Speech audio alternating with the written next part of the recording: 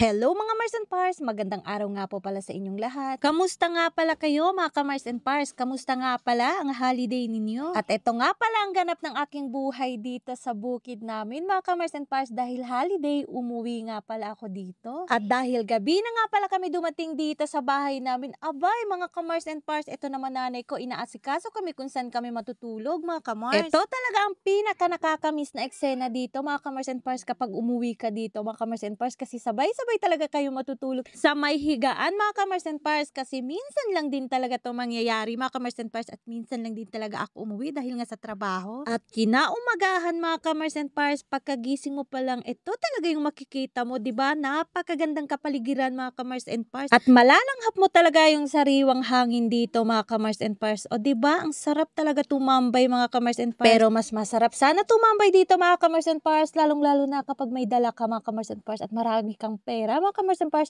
Yung tila ba yung nakahiga ka lang tapos paggising mo kain ka na lang? O diba, sana all na lang talaga tayo, hanggang imagination na lang siguro muna tayo sa ngayon mga ka-Mars and Pars. At eto naman yung anak ko at kapatid ko mga ka-Mars and Pars, galing nga pala sila bumili ng yelo mga ka-Mars and Pars, at sobrang hingal nga nila dyan mga ka-Mars and Pars dahil nga sobrang layo ng tindahan. At syempre eto naman ako mga ka-Mars and Pars, tamang upo lang nga pala ako dito kasama ang aking Diyosawa mga ka-Mars and Pars. O diba, sino ka diyan?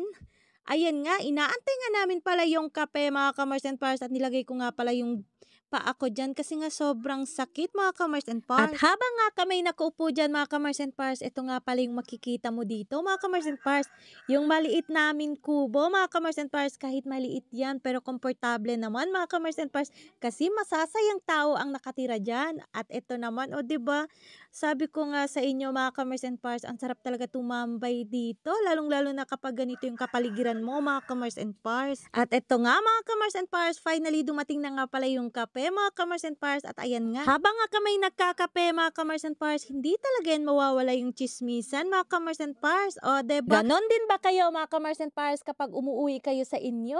Marami talaga kayong ikukwenta sa isa't isa mga ka-Mars and Pars, kasi nga minsan lang din kayo uuwi, o diba? At fast forward nga pala tayo mga ka-Mars and Pars, kinagabihan nga. Ito nga pala yung Diyosawa ko mga ka-Mars and Pars, magluluto nga pala kami ng puso ng saging. Taas nga pala ng kamay, sinong kumakain nito mga ka-Mars and Pars?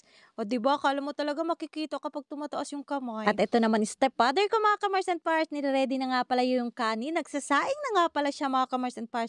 At syempre mga ka-Mars and Pars, yung mga bata tamang laro lang. Dahil hindi pa madilim dyan mga ka-Mars and Pars, ayan, nag-aya nga pala yung kapatid ko mga ka-Mars and Pars dahil maglalaro daw kami. At syempre mga ka-Mars and Pars, for the go ako dyan. Ganito nga pala kami mga ka-Mars and Pars kapag umuwi nga pala ako dito sa amin mga ka-Mars and Pars, kasi ang saya lang talaga balikan nung araw mga ka-Mars and Pars, nung kabataan ko mga ka-Mars. Kaya ayan, ang sarap lang din talaga maglaro dyan mga ka-Mars and Pars. O diba, mga kapatid ko nga pala dyan mga Mars and Pars, syempre yung anak ko at mga pamangkin ko.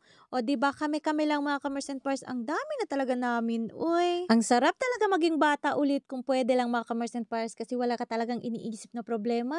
Kung hindi makipaglaro lang mga ka-Mars and Pars. At tignan nyo naman ako mga ka-Mars and Pars, o diba parang bata lang. Ang saya lang talaga makipaglaro mga ka-Mars and Pars, kasi minsan lang din talaga to mga ka-Mars and Pars. Kasi kapag umuwi ka na sa inyo mga ka-Mars and Pars at babalik ka na sa realidad mong buhay, yung tila ba mga ka-Mars and Pars, wala ka nang iniisip kundi magtrabaho mga ka-Mars and Pars. At kinagabihan mga ka-Mars and Pars, nagluluto na nga pala ang aking Diyosawa. Yung sinabi ko sa inyo kanina, yung puso mga ka-Mars and Pars, ayan, nagsabaw nga pala kami ng puso ng saging mga ka-Mars and Pars. At syempre, mas masarap maglagay kami ng bulat mga ka-Mars and Pars. O taas nga ulit ng kamay kung sinong kumakain ito. At ito nga pala yung ulam namin ngayong hapunan mga ka-Mars and Pars.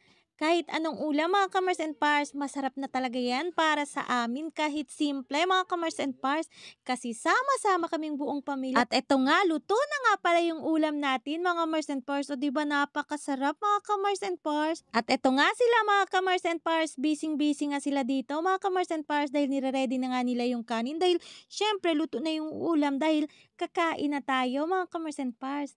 At shoutout nga po pala mga ka-Mars and Pars, sinong nakaranas nga pala ng lampara mga ka-Mars and Pars, kasi kami hanggang ngayon ito pa rin talaga yung gamit namin mga ka-Mars and Pars. Ito pa rin talaga yung nagsisilbing liwanag namin dito, mga kamars. Ko kayong nanonood, mga kamars and pars, naranasan nyo rin to dati, pero siguro ngayon, mga kamars and pars, ay nakakuryente na kayo. Pero kami hanggang ngayon, ito pa rin. Pero kahit sa ganon, mga kamars and pars, ay masaya pa din kaming kumakain kasi sama-sama kaming buong pamilya, mga kamars and pars. May kasama pa rin talagang tawanan, mga kamars and pars. Pero mag-iingat lang talaga sa tinik ng tuyo, mga kamars and pars, kasi hindi mo nga makikita. At eto nga yung bata, mga kamars and pars, sarap na sarap talaga siya sa sabaw. At eto nga ako, mga kamars and pars, o 'di ba? May kasamang chismisan pa, mga kamars and pars. Eto nga si Kulot, sabi niya sasama daw siya dito sa video, mga kamars and pars. Kaya ayan, sabi ko punta siya dito sa tabi ko, mga kamars.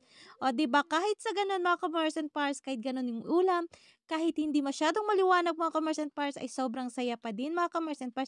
Ang importante, buo ang pamilya at walang nagkasakit sa amin, mga kamars.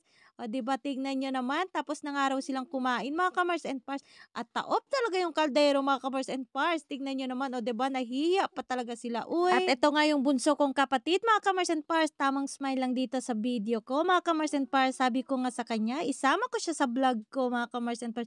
Eto nga nanay ko, mga kamars and pars, tamang hawak lang sa tiyan niya kasi nga busog na raw. O 'di ba, sana all na lang talaga tayo. At eto ako, tamang higop lang ng sabaw, mga kamars. At ito nga pamangkin ko, mga kamars and pars, at 'di ba enjoy na enjoy siya sa pagkain, mga kamars and pars. At pagkatapos nga pala namin kumain, aba, may dumating na blessings, mga kamars and pars. Dumating nga pala yung kapatid ko at may dala siyang manok. At syempre kaming mga kamars and pars, kahit gaano pa kadilim, mga kamars and pars, kasi blessings na to, mga kamars, abay, niluto namin agad-agad para makakain na kami ulit. O 'di ba, sana all na lang talaga tayo.